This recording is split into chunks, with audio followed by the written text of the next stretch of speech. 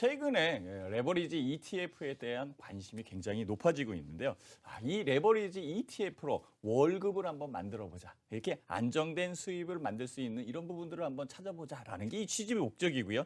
ETF를 통해서 안정적인 투자와 안정적인 수익을 만드는 게 이번 강의의 목적입니다. 안정성이 있다라고 먼저 말씀을 드리는데요. 안정성이 있다는 것은요, 바로 주식에 관련된 부분을 우리는 많이 매매를 해봤지 않습니까? 개별 주식에 대한 리스크는 항상 존재한 거고, 개별 종목에 대한 리스크 때문에 부도가 났을 경우에 어떻게 대처할 수 없는 그런 상황까지 몰리게 되는데요. 간접 투자, 즉 펀드라는 그런 자체에 들어와 있는 그런 부분에서 위험성을 좀 줄일 수 있을 수 있는 이런 것들을 계속적으로 시장에서는 찾고 있었다는 것이죠. 그래서 펀드 같은 경우에는 또한 또 매입하는 데 시간이 걸리고요. 뭐 직접적으로 증권사 객장에 들어가거나 아니면은 이 은행에 가서 주식 계좌를 개설을 해야 되는 그런 위치 때문에 그런데요. 어쨌든 환매하는 데도 시간이 걸리고 펀드를 가입하는 데도 시간이 걸리고 이렇게 주식으로서 펀드를 매매할 수 있다면 그런 가정하에 시작됐고요. 그러다 보니까 펀드를 주식시장에 상장시키면서 펀드처럼 안정적이면서 거래할 수 있게끔 이렇게 만든 것입니다. ETF 투자, 이 증가하는 그런 부분, 좀 전에도 이렇게 말씀을 드렸는데요. 다양한 투자에 대한 부분이 있다는 것이죠. 그래서 다양성을 지금 제공하고 있는 이 ETF는요, 여러 가지가 있습니다.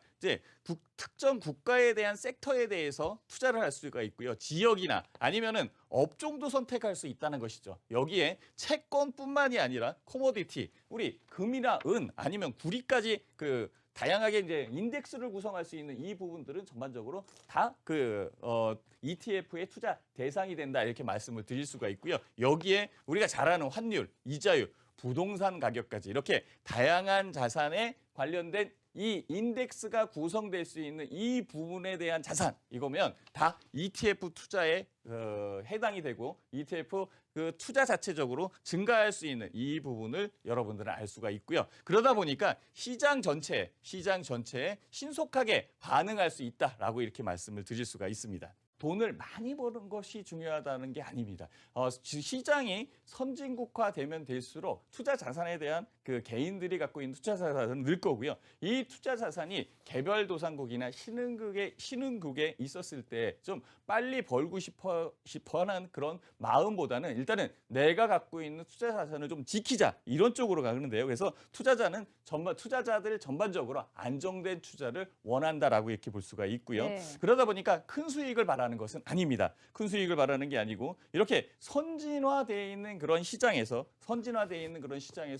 안정적인 투자를 할 수 있는 안정적인 수익률을 얻어낼 수 있는 이런 방법을 많이 찾는데요. 최근에 많이 사용되는 그런 시장의 투자 전략이 바로 롱숏에는 매도와 매수를 동시에 하면서 안정적인 수익의 구간을 창출해 내는 그런 위치에 있고요. 그러다 보니까 일단은 동시적인 그런 부분, 차익 거래까지 넘어가기 시작을 하면서 그 부분에서 뭐 큰 수익보다는 10% 내외의 수익을 얻는다라고 이렇게 말씀을 드릴 수가 있습니다. 이렇게 주가의 등락에 관계없이 수익을 안정적으로 낼 수 있는 이런 방법을 현재 찾아가고 있는 게 이 선진화된 시장으로서 금융시장이 발전하는 것이고요.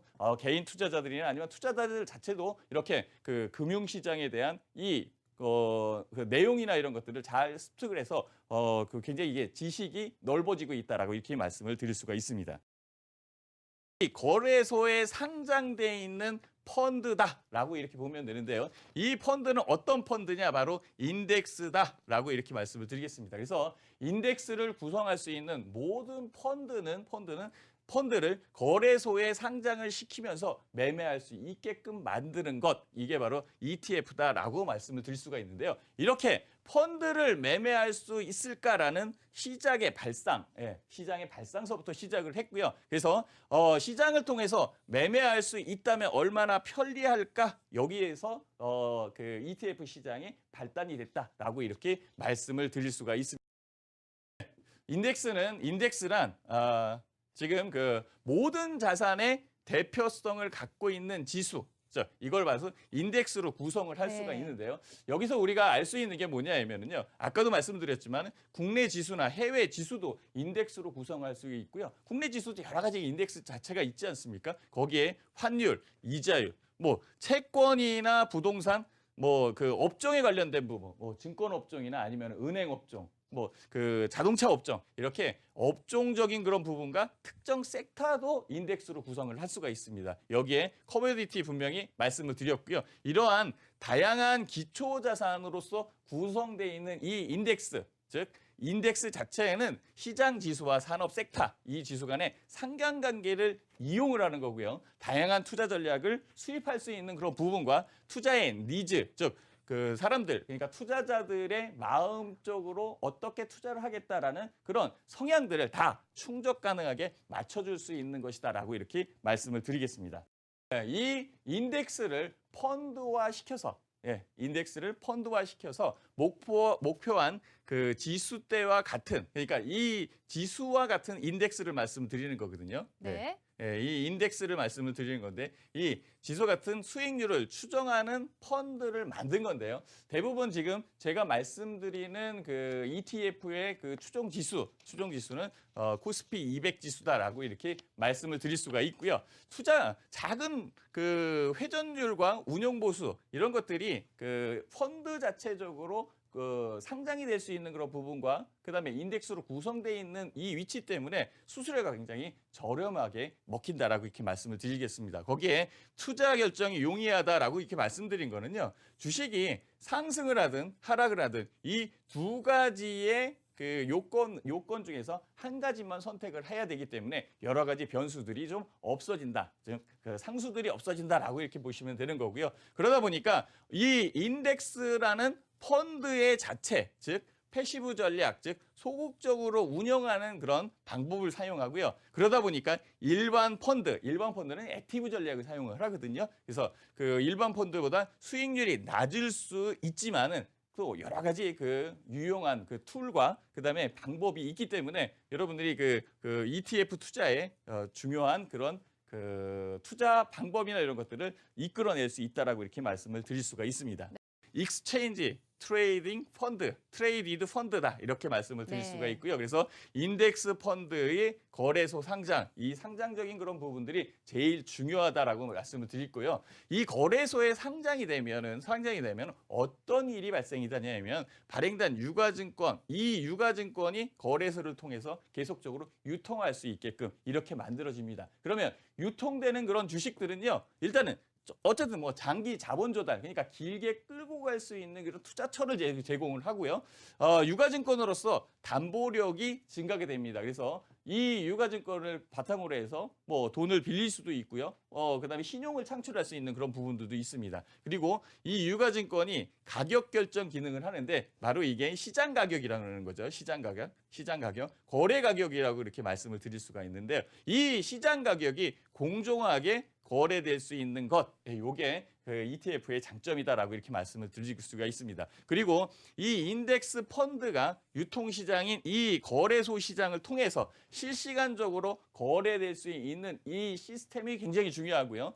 증권 계좌를 이용합니다. 다른 계좌를 이용하는 게 아니고, 그리고 주식 계좌와 동일한 시스템에 그 사고 팔고 할 수 있는 그런 시스템을 갖고 있기 때문에 유리하게 여러분들이 그 직접적으로 바로 들어가서 매매할 수 있는 그런 펀드에 관련된 부분이 있다라고 이렇게 말씀을 드리겠습니다. 펀드와의 차이점은 분명히 있죠. 어쨌든 그 ETF는요, 펀드에 관련된 수수료율이 굉장히 또 낮습니다. 즉, 네. ETF는 뭐 수수료가 없다라고 이렇게 얘기할 수 있을 정도인데요. 어쨌든 펀드는 판매 수수료라는 게 있고요. 그다음에 환매 수수료라는 게 있습니다. 당연히 ETF도 펀드이기 때문에 이 부분이 있어야 되는데요. 이 ETF는 바로 거래소에 상장이 됐다. 거래소에 상장이 돼서 거래소에 상장이 돼서 매매를 할 수 있다는 것이죠. 매매를 할 수 있다. 그래서 매매를 할 수 있기 때문에 환매에 관련된 부분들도 풀려 있고요. 그다음에 판매에 관련된 부분, 우리가 펀드를 가입하기 위해서는 직접적으로 가야 되는데 이 부분이 해결이 됐고요. 그러다 보니까 펀드 가입 시에 내는 수수료나 그리고 그 수수료율 이 자체도 그 선취 판매 수수료나 후치 판매 수수료, 이게 펀드 수수료거든요. 펀드 수수료인데 이런 부분들도 굉장히 그 다운돼 있는 그런 부분이 있고요. 그다음에 환매 수수료로서 그 펀드가 환매가 되기 시작을 하면 환매를 신청하는 그런 기간이 있는데요. 3개월 내에 그 환매를 신청할 경우에는요. 그 수익 금액의 거의 70%에서 75%를 뛰어간다라고 이렇게 볼 수가 있습니다. 그래서 100만 원이 수익이 났다 그러면 75만 원 이게 환매 수수료 나가고 25만 원에서 30만 원 요 정도의 수익으로서 받아낼 수 있기 때문에 이렇게 환매 수수료가 굉장히 크다라고 이렇게 말씀을 드릴 수가 있는데 이런 것들도 ETF에는 전혀 작용을 하고 있지 않는 그런 아주 유리한 부분이 있다라고 이렇게 말씀을 드리겠습니다. 액티브 전략이 있고 이 패시브 전략이 있는데요. 우리가 이제 액티브 전략이다라고 할 수 있는 것은요. 적극적으로 수익을 내기 위해서 그 펀드 매니저들이 수익을 올리는 그런 부분들로 넘어가고요. 근데 이제 그 인덱스 자체로 예를 들면은 인덱스 자체는 그 추정하는 부분에 대한 그 인덱스 아니면 추정 지수의 그 바운더리 내에서만 움직이게끔 돼 있습니다. 자, 우리가 그 주가를 보면은요. 주가가 상승을 하는데 현대차가 하락하는 그런 때도 있고요. 주가는 하락을 하는데 삼성전자는 상승하는 때가 있습니다. 이렇게 개별 종목 같은 경우에 종목이라고 할 수 있는 주식 투자의 그 종목들은요. 주식 방향, 즉 총괄적인 주가의 방향과 달리 움직일 수 있는데 우리가 이제 선진국 시장으로 진행이 되고 있는 그런 그 우리의 금융 시장에서는 투자자들의 요구가 아주 세밀해지고 다양해졌습니다. 그러다 보니까 현재의 수익에 만족할 수 있을 만큼의 수익률, 즉 큰 수익을 필요로 하는 것이 아니고 주가 자체, 즉 현재 주가가 움직이는 만큼의 수익을 찾아낼 수 있는 것만 생각이 들면 좋겠다. 그래서 주가가 오르면 내가 들어가 있는 그 수익률이 좀 상승했으면 좋겠고 주가가 내리면 그만큼 하락할 수 있으면 좋겠다라고 이렇게 얘기를 하는데요. 이렇게 지수의 등락과 같은 방향으로 넘어갈 수 있는 이런 전략을 많이 요구를 하게 됩니다. 즉 그러다 보니까 액티브 전략으로서 사용하다가 보니까 뭐 전투적으로 좀 매매를 하겠죠. 매매를 하다가 손실을 날 수 있는 그런 부분들도 많이 있어서 최근에 펀드 들은 것들에 대한 수익률이 그렇게 좋지 않다라고 이런 얘기도 나오지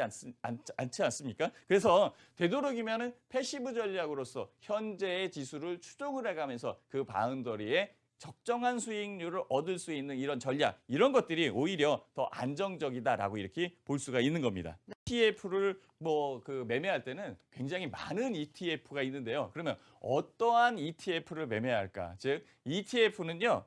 사실상 그 추가 수익률을 그 내기가 어려운 그런 위치에 있다, 어렵다라고 이렇게 말씀을 드릴 수가 있어요. 아까도 패시브 전략을 했는데요. 이 패시브 전략이 통용을 하고요. 그 인덱스 펀드의 패시브 전략, 요거는 그 추종하는 지수, 추종하는 인덱스, 인덱스의 움직임 그만큼만 추정하는 거예요. 움직임 이 자체만 추정을 하는 거기 때문에 추가적으로 더 오르는 것을 원하지 않는다. 즉 좀 패시브 전략을 사용한다라고 이렇게 말씀을 드릴 거고요. 패시브 전략을 사용하다니까 액티브 전략이 아니라 소극적으로 운영할 수 있는 그런 부분에 있고요. 그래서 일반 펀드보다는 수익률이 낮을 수 있습니다라고 이렇게 말씀을 드릴 수가 있습니다. 그렇다면 추가 수익률을 낼 수 있는 그런 방법이 뭐 있어야 투자를 하지 않겠습니까? 그래서 추가 수익률을 낼 수 있는 방법이 뭘까?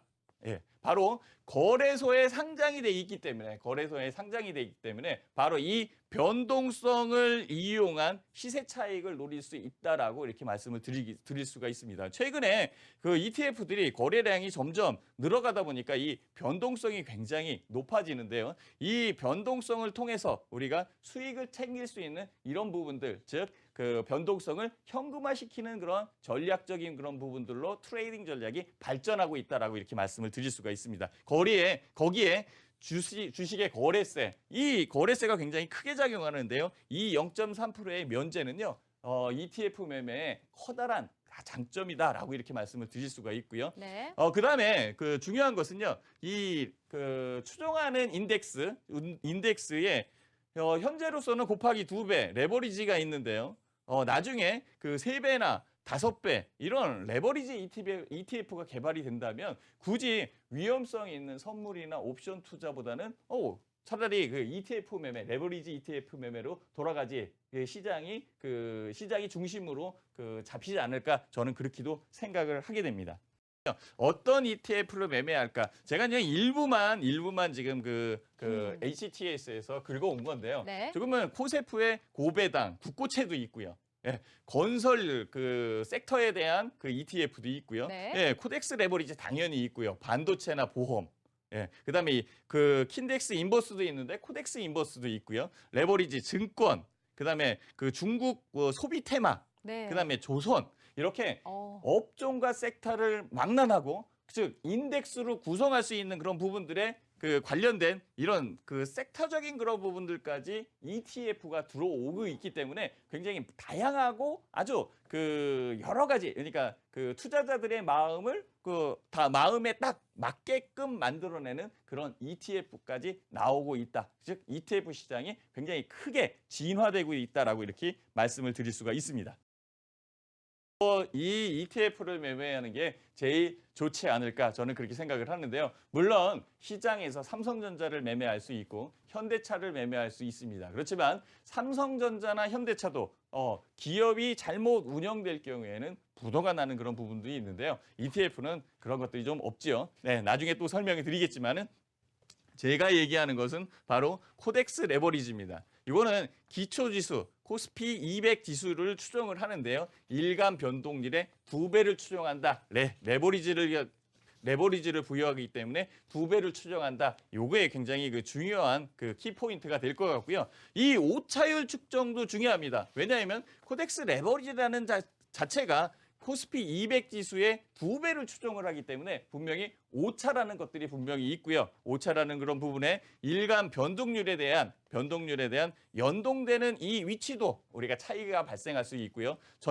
전체적인 그런 누적 수익률과의 차이도 발생할 수 있고요. 그다음에 추적 오차라는 게 분명히 있는데요. 발생하는 거에 대한 유의는 꼭 해야 돼요. 거기다가 장중 오차도 생각을 하는데요. 만약에 우리가 추정하는 인덱스의 상승률이 0.1%인데 그러면 코덱스 레버리지는 0.2% 정도가 올라와야지 2배를 추정하는데요. 이게 0.15 아니면은 0.25 이렇게 움직일 때도 있습니다. 이런 부분들이 바로 오차에 대한 부분이다. 즉 LP가 운영을 하는데 그만큼의 오차가 있기 때문에 이런 부분을 좀 집중적으로 보면서 투자를 하는데 유의를 해야 된다라고 이렇게 말씀을 드리겠습니다. 모든 주식은 0.3%의 거래세를 내게 되는데요. 이 레버리지 ETF는요, 0.3%의 거래세를 내지 않고 있습니다. 네.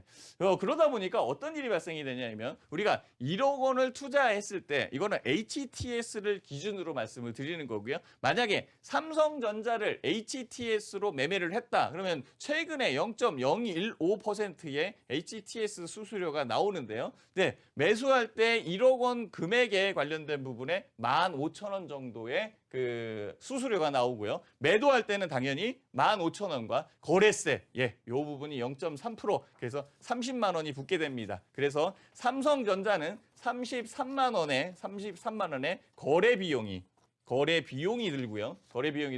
레버리지 ETF 같은 경우에는 매수할 때 0.015 15,000원과 매도할 때 0.015 15,000원 이렇게 3만 원의 수수료만 포함이 되고 있고요. 이 거래세는 없습니다. 그렇다면 거래 비용의 차이는 30만 원이라는 아주 큰 금액의 차이가 나오고 있고요. 이게 20번을 매매했다라고 했을 때는 벌써 600만 원의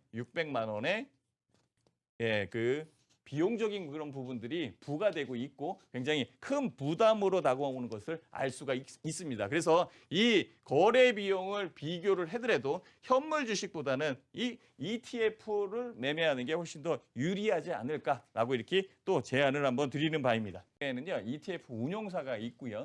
운용사에는 LP, 즉 운용사 자체가 LP인데 LP 자체가 유동성을 공급을 합니다. 그래서 유동성을 공급을 하면서 그 유동성에 관련된 부분에 추정하는 지수 대역, 즉 추정하는 인덱스를 한계적으로 막아놓고 있다라고 이렇게 말씀을 드릴 수가 있습니다. 그래서 주가가 상승을 하면 그 인덱스에 대한 부분을 누르기 위해서 좀 팔아주기도 하고요. 그다음에 주가가 좀 그 하락을 하면은 뭐 가격이 하락을 하게 되면은 그 인덱스에 대한 추정하는 지수에 맞게끔 또 주식을 이렇게 매수를 해주고 있기 때문에 안정적으로 그 추정하는 지수 대역에 맞게끔 이렇게 설정을 해주고 있기 때문에 제가 보기에는 크게 위험성이 있는 것보다는 변동성에 대한 그런 부분이 현혹되기 때문에 오히려 심리적인 그런 그 위축, 즉 심리적으로 우리가 눈에 보이는 것들이 좀 위험스럽게 보이지 않겠습니까? 이렇게 심리적인 부분이 그 많이 작용하지 않을까 저는 그렇게 생각을 하고 있습니다.